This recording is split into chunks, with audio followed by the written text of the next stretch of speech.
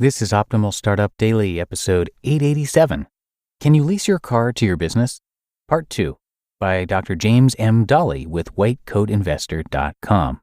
And I'm Dan, and if you were with me here yesterday, you know that today is a continuation from that post. So if you're new here or skipping around, I would recommend listening to that episode first. That's episode 886. But if you are caught up, let's get right to part 2 now as we optimize your life.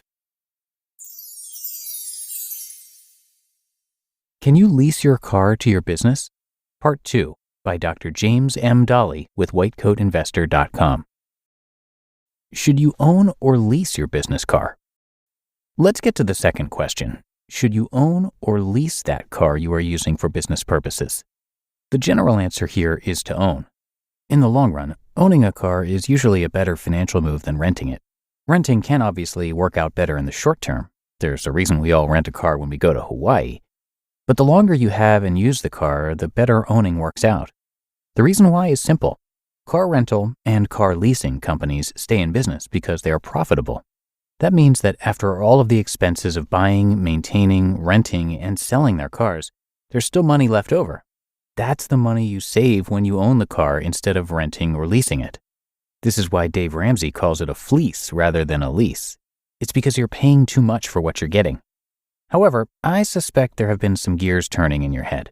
You've been thinking, well, if the lease payment is deductible but the purchase of the car isn't deductible, then maybe leasing can come out ahead after tax. Or if I'm purchasing, maybe I should do so with a long-term loan so I can deduct the interest. What you are forgetting here is the principle I discussed earlier, that you generally do not come out ahead by spending more money just because that money you spent is deductible.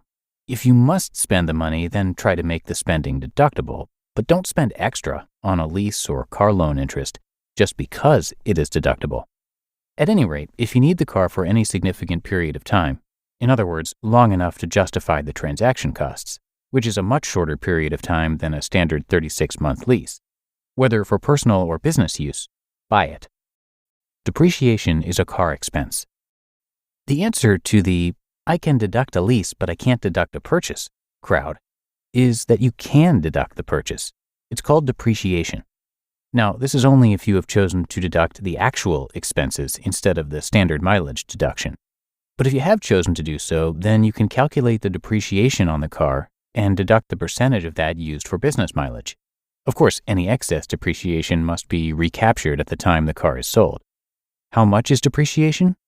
The total amount is the amount you paid for the car minus the amount you sold the car for. The only question is how much of that deduction you can take in any given year. You can actually take quite a bit of it early on under current law, thanks to additional bonus depreciation laws. Per the IRS, you can take the following amounts for a passenger car in 2022. Year 1, $19,200. Year 2, $18,000. Year 3, $10,800. Year 4 and beyond, $6,460 per year. Those are huge deductions, right? Yeah, they sure are. But they can't add up to more than you paid for the car.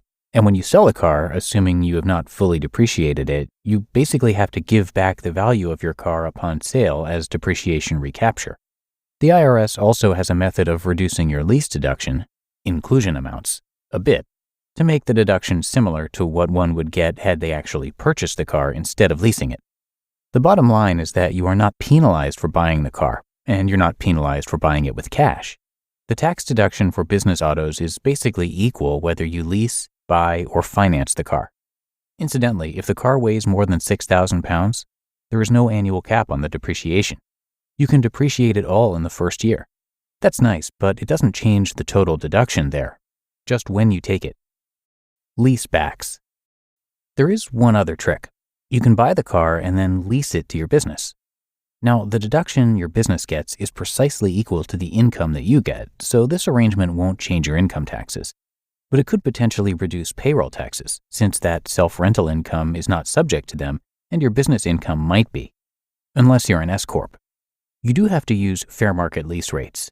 One accountant who ran the numbers here for a sole proprietorship figured you could come out ahead doing this if you were driving less than 11,000 to 15,000 business miles a year, although the savings weren't more than $1,000 per year in any of the examples. I don't find the savings from this technique to be worth the effort. The juice just isn't worth the squeeze for a high-income professional. Even the accountant lists one of the benefits as, quote, "It seems exotic.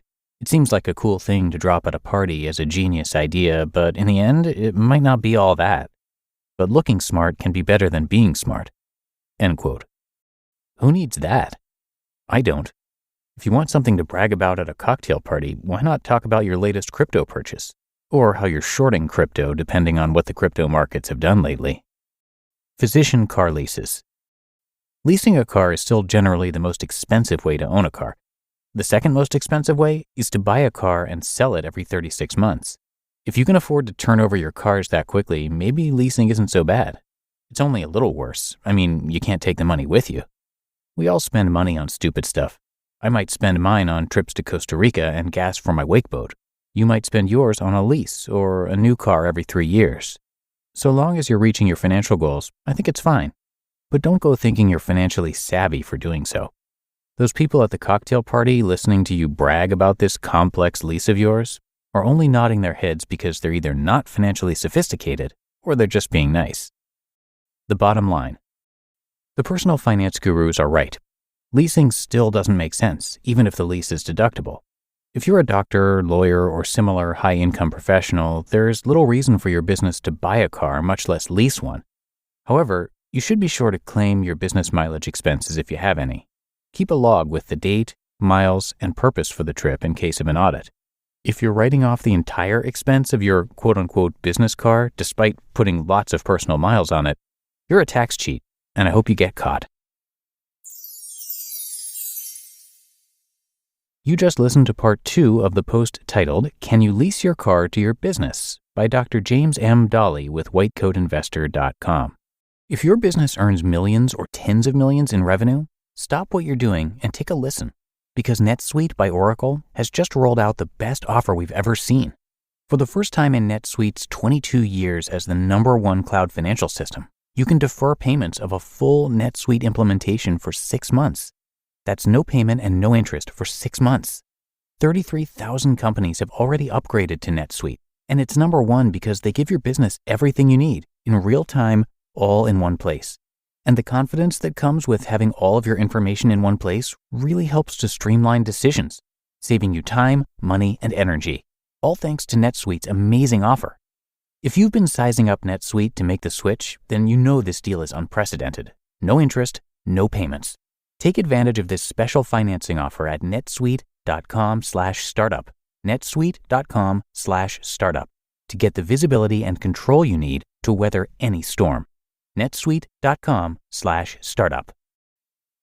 And thanks once again to Dr. James and the site that he founded, White Coat Investor, for letting us share this post. Whether you learn best from a blog, a newsletter, book, podcast, videocast, online course, social media, forum, or live conference, the White Coat Investor is here for you.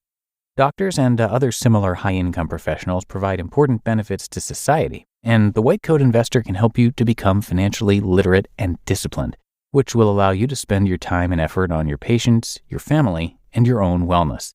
They truly believe that a financially secure doctor is a better partner, parent, and practitioner. So come by whitecoatinvestor.com to learn a lot more. And that's it for today. I thank you so much for being here with me and being a subscriber, and I hope to see you back here tomorrow, where your optimal life awaits.